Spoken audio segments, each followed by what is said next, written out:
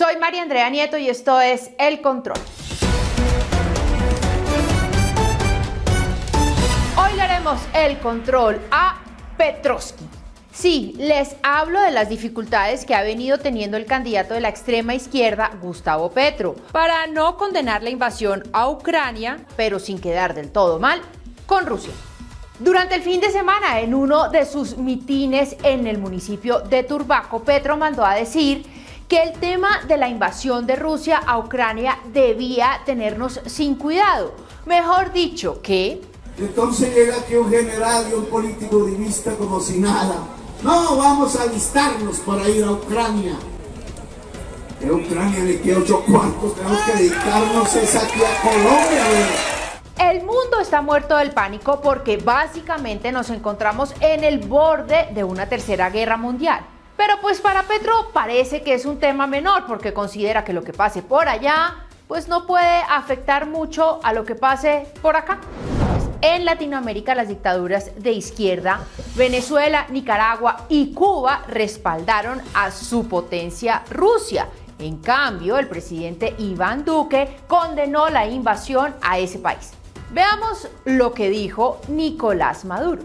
Por eso Venezuela anuncia todo su respaldo al presidente Vladimir Putin en la defensa de la paz de Rusia, en la defensa de la paz de esa región.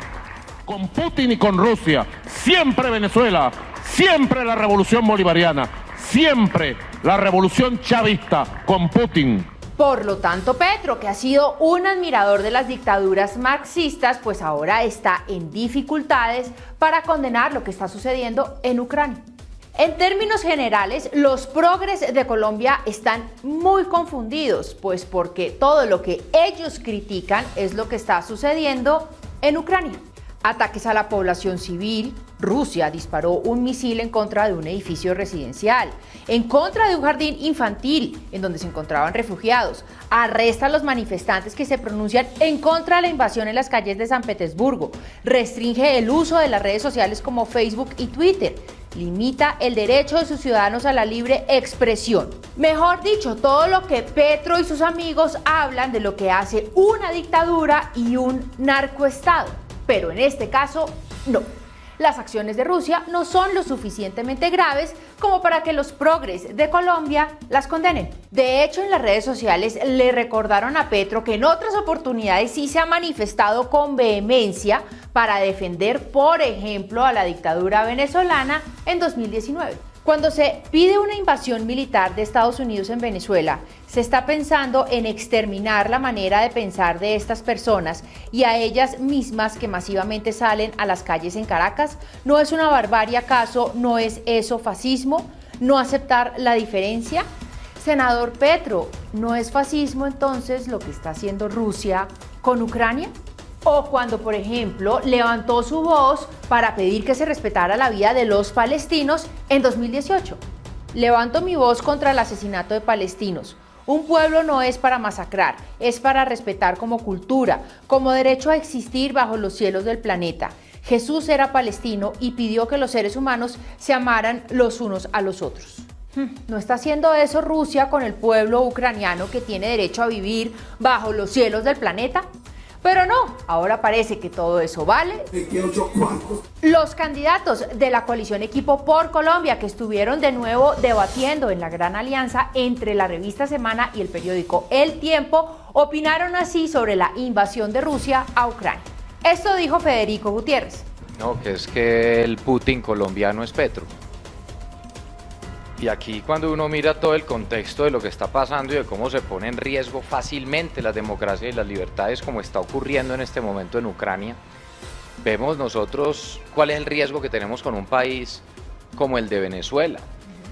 Yo no restablecería como presidente relaciones con Maduro. Es más, Maduro lo que hay que hacer es seguirlo denunciando internacionalmente. Las relaciones de Colombia, nosotros como Estado, son hoy es con los venezolanos que son víctimas de Maduro. Casi 2 millones de venezolanos que están acá en las calles, donde hay un estatuto tributario y donde si ese señor le hizo eso a su propio pueblo, pues ¿qué no será capaz de hacerle a Colombia? David Barguil. Yo sí quisiera decir que el mundo se ha alineado alrededor y respaldando a Ucrania. y nosotros hacemos parte de ese mundo. No podemos ser indiferentes, porque si lo somos hoy, cuando se trata del conflicto del otro, probablemente el día de mañana, cuando seamos nosotros los que vamos a pedir esa solidaridad del mundo, pues nos vayan a pagar con la misma moneda. Aquí tenemos un riesgo enorme con ese régimen de Venezuela al lado, y creo que sí tenemos que asumir una posición y sí tenemos que plantear, por supuesto, la solidaridad y el rechazo a la actuación de Rusia en Ucrania.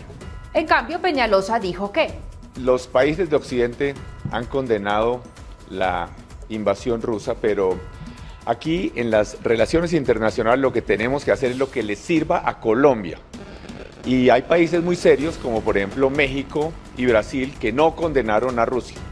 Nosotros, Venezuela y Colombia, nos hemos vuelto una ficha del conflicto geopolítico entre Rusia y Estados Unidos, y tenemos que tener mucho cuidado de que esto no se agrave a raíz de esta guerra.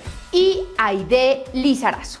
El llamado es a toda la diplomacia en el mundo entero para unir fuerzas, para que lleguemos a un acuerdo multilateral que permita contrarrestar y que esta guerra no vaya a avanzar y, como usted lo dice, Vicky, vaya a generar esa tercera guerra mundial que nada bueno le hace a la humanidad en el mundo entero.